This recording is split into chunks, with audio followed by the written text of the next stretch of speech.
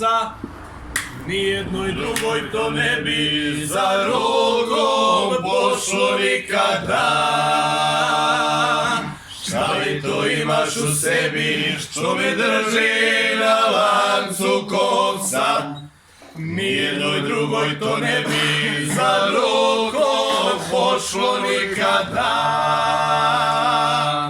Svaku ludost ja ti praštam, sam priznajem da ispaštam, a tako bih te ostavio zbog prve koju pogledam, ali od tebe ja dugo ne vidim, ja vidim samo da propadam. Tako bih te ostavio i sve bi drugo